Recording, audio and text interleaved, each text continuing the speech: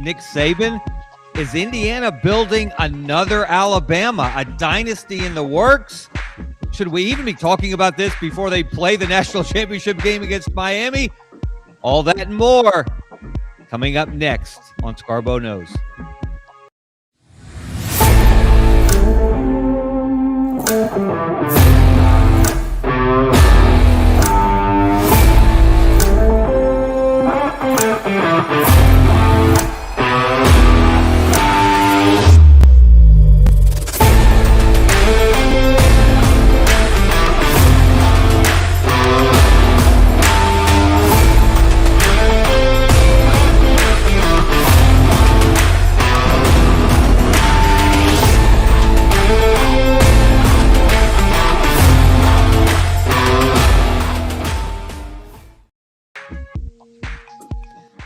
Hello, everyone. I'm Kevin Scarbinsky. This is Scarbo Knows. We've got to talk about the Indiana Hoosiers. Stop hating on the Hoosiers. Why are you people, and by you people, I mean everyone who's hating on the Hoosiers, why are you people refusing to give the best team in college football in the year 2025-2026 the credit they deserve? They are wreaking havoc throughout the college football playoff, and we are here for it. Well, the people in my home state of Alabama weren't here for it in the Rose Bowl, but at least they don't look quite as bad after what Indiana did to Oregon in the semifinals. Thanks for joining us, everyone. Again, I am Kevin Scarbinsky. We appreciate you watching. Appreciate Brendan Martin, executive producer extraordinaire on the Sidelines.live network.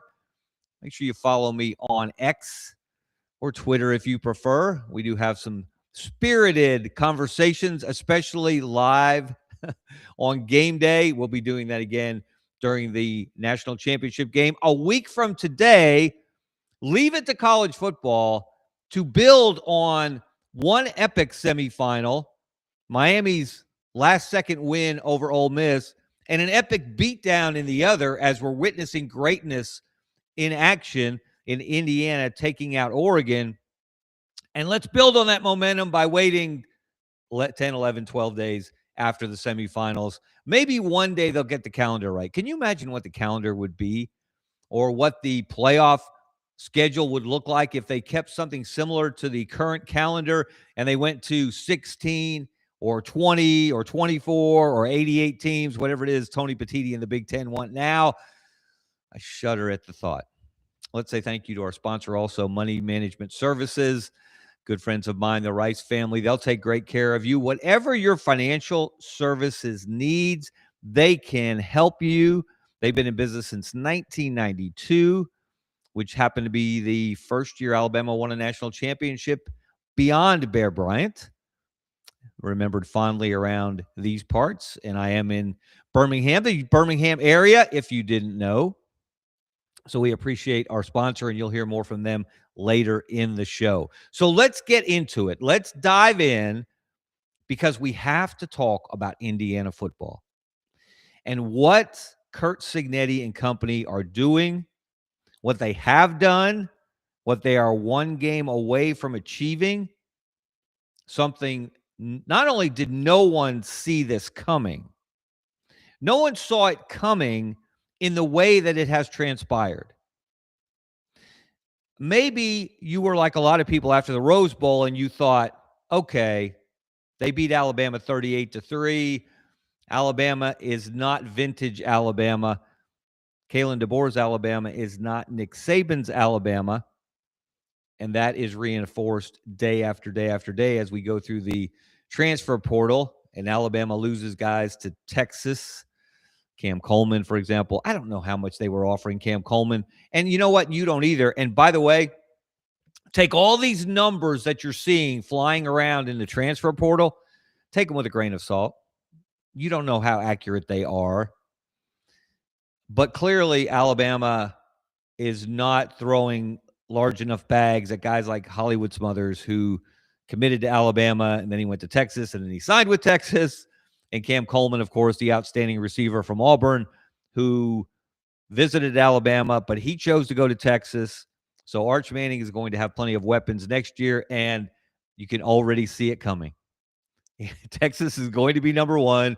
Arch is going to be the preseason Heisman favorite, and it's going to be deja vu all over again. Meanwhile, people will forget about Curt Cignetti and Indiana going into next year, just like they forgot about Cignetti and the Hoosiers coming into this year. I'm not sure why that was. I guess people didn't believe. I guess people thought they were one-hit wonders. So for me to even ask the question, Cignetti and Indiana, are they the next Saban in Alabama? You might wonder, are you crazy? What have you been drinking? Are you suffering some postpartum depression because your sons just went back to school for the spring semester and it's a lot quieter around the house? No, actually, that's a serious question that I'm asking. I don't have a definitive answer, but we're going to talk it through today. And we have seen so many slings and arrows hurled at Indiana, and we're going to shoot them out of the air one by one. Here's one. I've seen this on my Twitter, and it just boggles my mind. They're a one-hit wonder. Did you not notice last year when Indiana went 11-2, made the college football playoff? Yeah, they lost their first-round game to Notre Dame, but they went 11-2 and made the college football playoff. And now they have gone well beyond that. They are 15-0.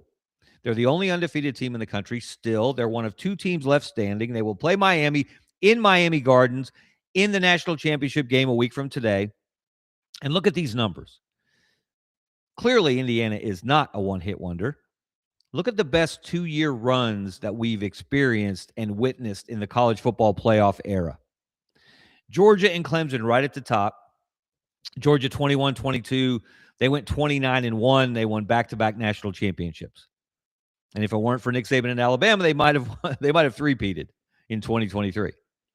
And then Clemson in 2018 and 2019, they went 29-1. They won a national championship. They smoked Alabama and Nick Saban in that 2018 national championship game. The next year they made it back, and they got handled by Joe Burrow and LSU. So they had one national championship, one runner-up. Georgia 22-23 went 28-1, as did Michigan that same time period. Each of those teams won a national championship, Georgia in 22, Michigan in 23. And then a number of Alabama, Clemson, stellar 2-year runs here. And they all run together. This was more than a 2-year run, obviously, by Alabama, and more than a 2-year run Clemson as well. 28-2, 27-2, 27-2, 27-2. And there's little Indiana. Poor little Indiana. The worst major college football program in the history of the sport. All they've done the last 2 years is go 26-2. Last year, they made it to the playoff. As we said, they lost in the first round. They are one victory away from becoming the first school since Yale in the 1800s. Sorry, Eli's, we're not going to count that one. I did actually go to a Harvard-Yale game once, one of the coolest experiences of my career. But poor Indiana, if they win next Monday night, and they are certainly favored to do so, they will be 27-2 over the last 2 years. They're putting themselves in the conversation of the best 2-year runs in the college football playoff era, with the Alabamas and the Clemsons under Dabo Swinney and the Michigans under Jim Harbaugh and Georgia under Kirby Smart. So get out of here with your argument that they're a one-hit wonder. Okay, let's move on. What is the next criticism of Cignetti and Indiana that people have thrown out there? It's men against boys. Oh, my goodness. Their average age is 23. Now, first of all, I don't know how you know exactly what anybody's average age is, because typically you don't know the birth dates of all the players on the roster. This used to be a common thing back in the day. You would get a media guide, an actual hard copy of a media guide, and in each player's bio, it would include his birth date. So you knew exactly how old the players were. That's a rarity today. And it's really irrelevant as well. Even if Indiana's average age is 23, and we're going to get to the details on the screen in a moment. Even if their average age is 23, you realize, of course, that every other program in America could have a roster with an average age of whatever they want it to be. Phil Knight could purchase a roster for Oregon that is composed or comprised primarily of older players. Production over potential, as Curt Cignetti puts it. He could do that. Alabama could do that. Ohio State could do that. So that argument does not hold water because when these players were coming out of high school, for the most part, Indiana has no 5 stars. We've heard that mentioned again and again and again and again. And here's where it's really reinforced. If you look at that graphic on the screen, 24/7 Sports, before the season, back in August, I went back and checked this. They put out their composite talent rankings. They have Georgia at number 1. This, again, going into the 2025 season. Georgia number 1. Of course, I didn't play Indiana this year. Probably fortunate for the Bulldogs. Alabama at number 2. We saw what happened in the Rose Bowl. Indiana 38, Alabama 3. That was Kalen DeBoer's worst loss, by the way, as an FBS head coach. Ohio State was ranked 3rd in these talent rankings. Of course, they met Indiana in the Big Ten championship game. It was an epic defensive struggle, and Indiana prevailed 13-10. That ended Ohio State's 16-game winning streak. Oregon came in number 5 in overall talent, according to these rankings. And we just witnessed, if you did those kind of things to actual Ducks, what Indiana did to Oregon, the ASPCA would be on your tail in a hurry. 56-22. It was over by halftime. That was Dan Lanning's second worst loss as a head coach. His worst loss since his very first game, he lost to Georgia in Atlanta. I think it was 49-3 or thereabouts. And there's Indiana. Poor little Indiana. They had, according to the 24/7 Sports talent rankings, the 72nd most talented roster in America when this season began. Now, there is a huge flaw, of course, in these rankings. And I'm not faulting the folks at 24/7. They're trying to put out good data. And recruiting rankings, I would argue, are more accurate than they've ever been. More people who have a better sense of what they're doing, what they're watching, how they're gathering their information. I think recruiting rankings are, again, more reflective of actual ability, not necessarily predictive, but accurate, predictive of or reflective of actual ability than they've ever been. Here's the flaw. That talent composite ranking is based on your star rating or your recruiting ranking coming out of high school. And if Indiana's average age is 23, they've been out of high school for, 4, 5, 6 years. Can you get better as a football player from one year to the next?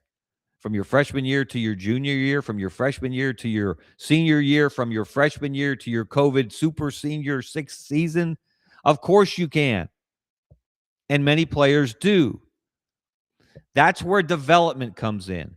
And this is the thing that people missed about Nick Saban's Alabama tenure when he put together the greatest run in college football history that will never be approached, let alone surpassed. They didn't just sign the best talent in the country. Yes, they finished in the number 1, number 2, number 3 spot in recruiting rankings virtually every year for a decade and a half. But they developed those players. Now, what has changed is players at that time were willing to wait their turn. They were willing to go to a program where they knew if they waited their turn, they would get a chance. And if they performed, they would be recognized, they would compete for championships, and they would be drafted by the NFL and compensated handsomely once they got there. Now, the delayed gratification program doesn't work anymore. Everybody wants to play now. Everybody wants to get paid now. And we'll think about tomorrow. Or we'll think about 5 years from now, next year. We'll think about our future when the future comes. So that's one of the reasons why the Alabamas and the Georgias and the Ohio States can't stockpile talent quite the same way that they could, because, yeah, their frontline players are still outstanding, but they don't have the depth. They don't have the second stringer and the third stringer who's going to go on and have a 10-year career in the NFL, because those guys are now playing for Indiana or Oregon or Auburn or South Carolina or whomever. That's what's different. But to make the argument that Indiana is men against boys and that's why they're winning, there is some truth to that. But this approach that Curt Cignetti has adopted, that he took from James Madison to Indiana when he took about 13 of his players with him, to recognize production over potential, that pathway was available to everyone else in the country. That pathway is now being traveled by Alex Golesh at Auburn, who has signed upwards of 10, 11, 12 of his former South Florida players, including his outstanding quarterback, Byron Brown, to help him engineer a quick turnaround on the plane. We'll see if he's able to do it. Alex Golesh at South Florida wasn't as successful as Curt Cignetti at James Madison.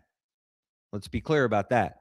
It doesn't mean that Alex Golesh can't engineer a quick turnaround at Auburn. It doesn't mean Auburn could be far more, not just competitive, but move up the ladder in the SEC and win some of these games that they were so close in that Hugh Freeze could not figure out a way to win. Doesn't mean they can't do those things. But I caution my Auburn friends, tap the brakes a little bit, to think that you can do what Curt Cignetti at Indiana did. Look, if anybody could do it, everybody would be trying it, and Cignetti wouldn't have been the first one to accomplish it. Maybe Alex Golesh and Auburn will be the next. We'll see. That's the fun of this era where people are putting together rosters not totally from scratch every year, but to a great degree. So you really don't know what you're getting, which is why the preseason polls are interesting, but sometimes comical, and why preseason talent composite rankings, if they're based on your high school recruiting ranking, they're really out of date. So that argument does not hold water at all. So there's only one other answer. If you don't believe in Curt Cignetti and you don't believe in Indiana and you think this whole thing is a mirage, what's the alternative? What's the answer? They must be cheating. How many times have you heard that since Friday night, since the Peach Bowl, since Indiana took apart Oregon? They must be cheating. I don't know how they're doing this. How did Pons, the DB, the outstanding cornerback for Indiana, how did he know to jump that route on the very first Oregon snap and turn it into a pick six and give Indiana a 7-0 lead before the 90% Indiana Crimson and Cream crowd could even get settled in their seats? They never probably settled in their seats. They never really sat in their seats. That's the most unbelievable crowd takeover I think I've ever seen. We used to joke in the SEC, of course, about everybody taking over the stadium in Nashville when they went to Vanderbilt. I don't think, maybe Alabama at times, maybe Tennessee at times, but I personally have never seen, and I was just watching it on television. I wasn't fortunate enough to be there, but I don't think I've ever seen a crowd overtake a stadium the way Indiana did in the Mercedes-Benz stadium in that semifinal game. How did they know to jump that route? How are they able to block that punt? How are they able to engineer these long, soul-sucking drives that they put together, where they pound you and pound you and pound you on the ground, and then if they feel like it or they feel it's necessary, Fernando Mendoza drops back to pass, and he is more accurate hitting targets like a sniper. And his receivers never drop a pass. Reminds me of Fred Biletnikoff back in the John Facenda NFL Films days for the Raiders, wearing all that stickum. I don't think they're wearing stickum, but these guys have the best hands as a group of any receiving group I think I've ever seen. We heard about how great this Alabama receiving room was supposed to be this year, how great this Auburn receiving room was supposed to be this year. They dropped an awful lot of passes. I can't remember the last time I saw Indiana drop a pass. And not every catch is easy. There was a back shoulder throw. Was it Surratt? Was totally blanketed. He was so blanketed, the Oregon DB got called for pass interference, as he should have. And he still caught the ball. There was a window about the size of a Tic Tac for Mendoza to put the ball in. He put it there, and Surratt made the catch despite getting assaulted. This is a very good football team. And you're already hearing about the disparity, and we're going to get into this later in the week, comparing Miami and Indiana. Oh, Miami's offensive line is so much bigger than Indiana's defensive line. Indiana's not doing this with brute strength. They're doing it with precision and poise. They're moving people where they want them to go. Their offensive line moves you where they want you to go if they don't put you on your back. Their defensive line slants and twists and puts all kinds of pressure on quarterbacks. And if there was any doubt about who should be the number one pick in the NFL draft at the quarterback position, sorry, Dante, the Oregon quarterback, it's Fernando Mendoza. The dude's 6'4", 6'5", 225. And again, his accuracy. He's doing Joe Burrow-like things. And everyone remembers what an incredible season Burrow had for LSU in 2019. So they must be cheating, right? Because how could a team that was ranked 20th in the preseason poll be nuking its way through the playoff and stand one game away from a 16-0 season, which has never been done since the turn of the 20th century? Look at the preseason AP poll. Look at the teams Indiana has played that were ranked ahead of them in the preseason AP poll. Of course, Penn State was number 2, and that was the most challenging game Indiana played all year, along with the Ohio State game, of course, in the Big Ten championship game. But Indiana had to put together an almost perfect last-minute drive, the length of the field after getting sacked on first down in the shadow of their own end zone, and they take it the length of the field. And Mendoza threw an absolute dart. I can't remember which receiver it was for the Hoosiers. He made one of the catch, maybe the catch of the year, and the toe tap of the year for sure. And they were able to come back and win the game. And then they beat the Buckeyes in the Big Ten championship game. They strafed Oregon in the semifinals, Alabama in the quarterfinals. And this is my favorite one of all. Illinois was number 12 to start the season. They were number 9 when they played Indiana early in the season. Final score, Indiana 63, Illinois 10.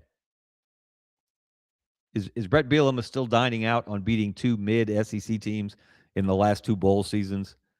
Someone should remind him of that game, what happened when he played the Hoosiers. That tied Bielema's worst loss ever as a head coach. I think he's been a head coach for about 17 years. It matched the victory margin, the 53-point margin. Auburn and Gus Malzahn beat him by that score when Bielema was at Arkansas. I think it was 2016.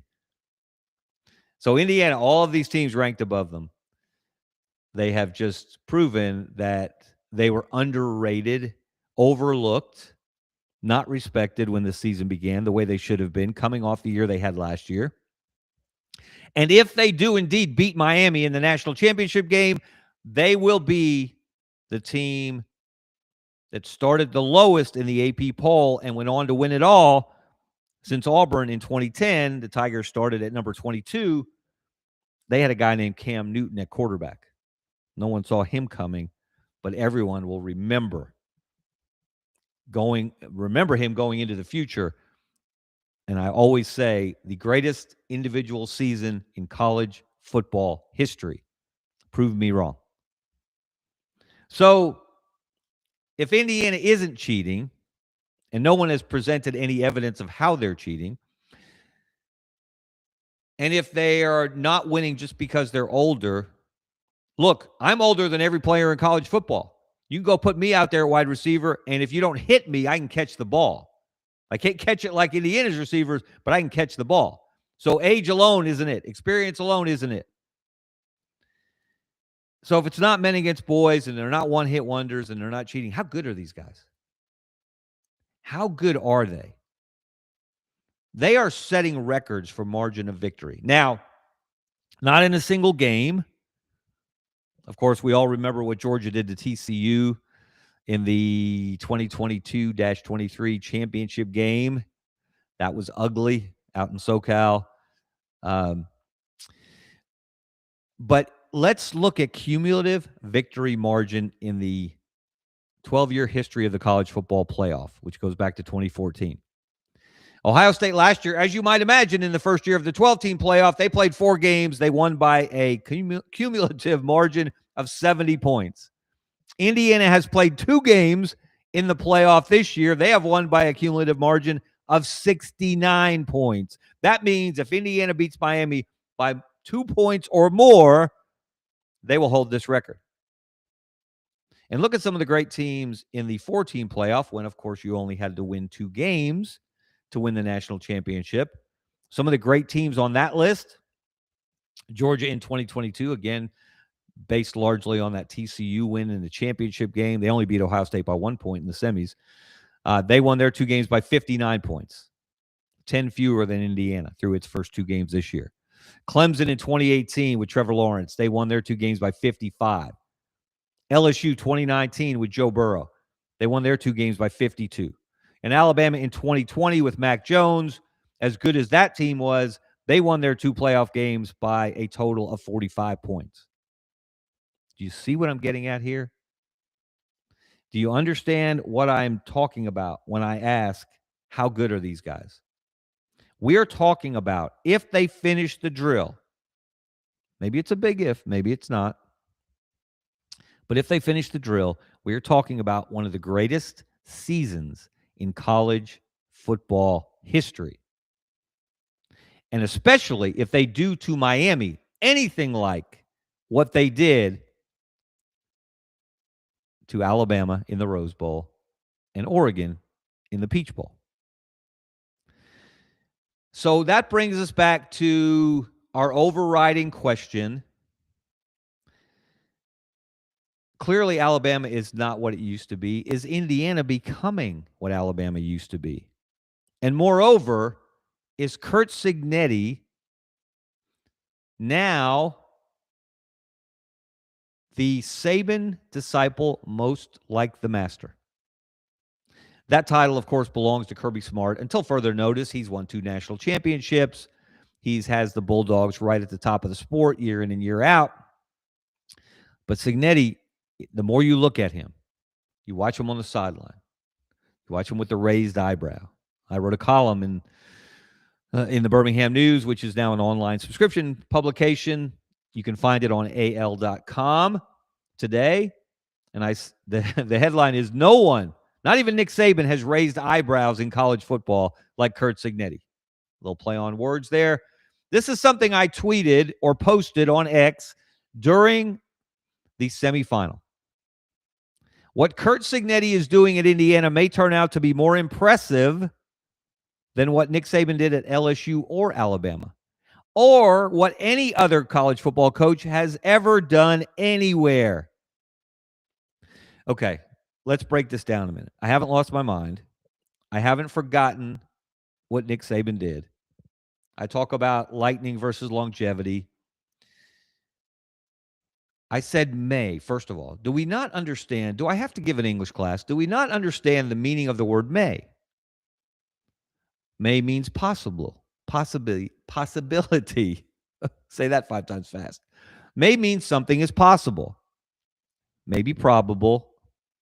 It's hard to say. It doesn't mean it's happened yet. It's not a declarative sentence. It's not a definitive statement. It is opening up your mind to the possibility. Now, of course, Nick Saban won 6 national championships at Alabama, and he also won 1 at LSU. But every Ray, Bill, and Mike at Alabama, between Bear Bryant and Nick Saban, won 10 games in a season at least once. Every one of them, including Mike DuBose, including Mike Shula. They all had 10-win seasons. Until last year, you know how many 10-win seasons Indiana had? 0. Not 1. Until Curt Cignetti got to Indiana, do you know what the record is? The best 2-year period in Indiana football history. How many games they won? This happened twice. You had to go way back to find it. 16 over 2 years. I think they did it twice. One may have been before World War II. I don't remember the years exactly. But their best 2-year runs in their school history have included 16 wins over 2 seasons. If Indiana beats Miami, they will be 16-0. Just to put this all in perspective. Now, Curt Cignetti is not Nick Saban yet, and he's not going to win 6 national championships in Indiana. I don't think, although I wouldn't put anything past the guy. He is 64 years old, and that's a particularly fond number for me. He was born 2 months before I was, so we share that in common. But he's doing it his own way. He's doing it a different way. He doesn't think like everyone else. The reason that he is the best coach today, based on the last 2 years in college football, and I feel very confident in saying that, is because he has learned from people like his dad, Frank Cignetti, who was a pretty fair country football coach in his own right, and Nick Saban. And he took the best of all the people he learned from, and he put together his own plan.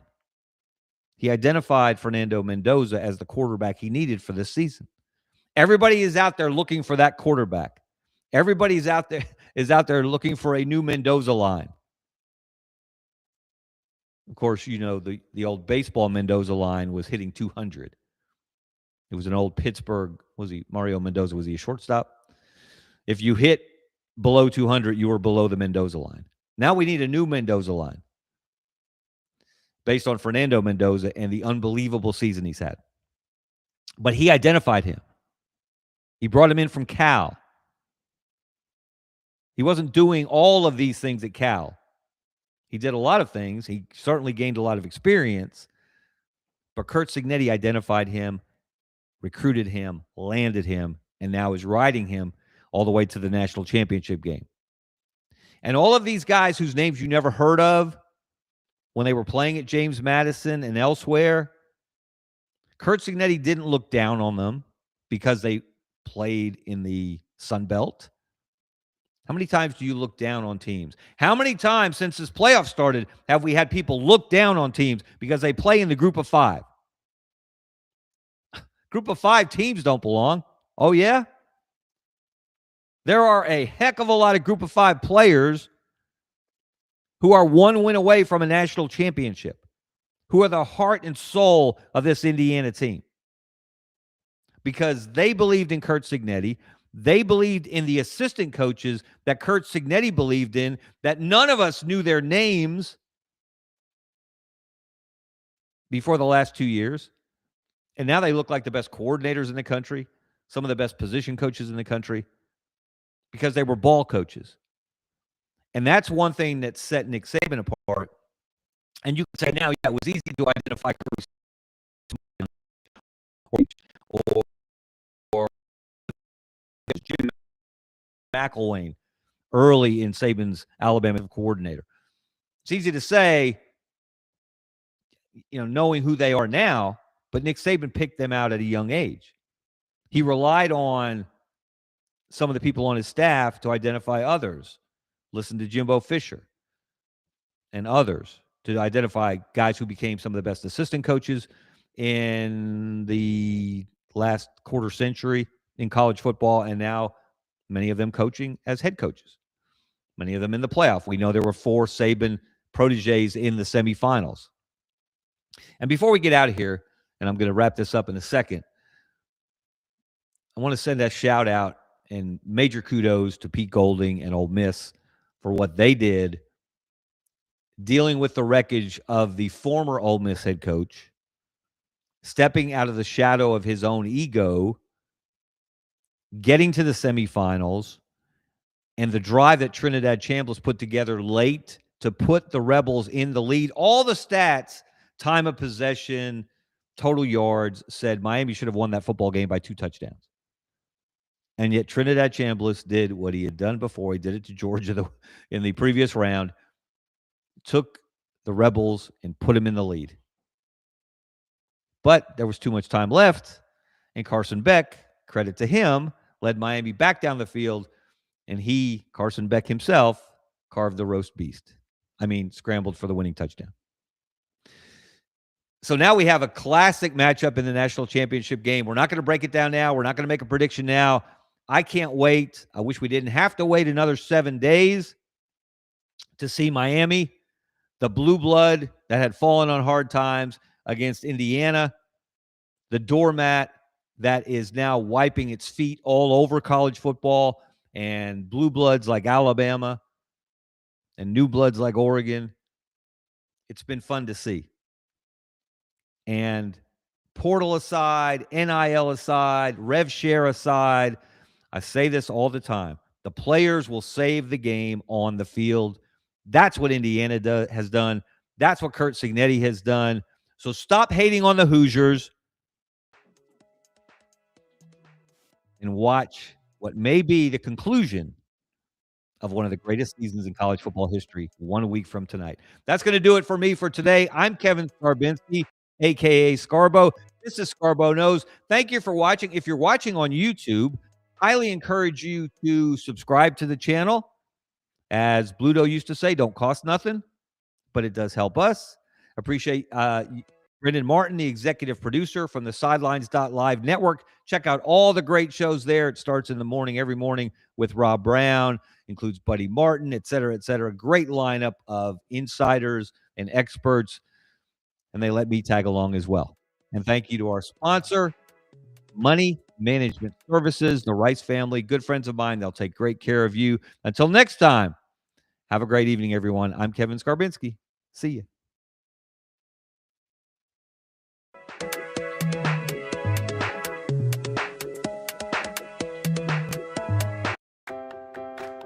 Since 1992, Money Management Services in Birmingham has provided individuals and business owners with trusted, fee-only financial advice.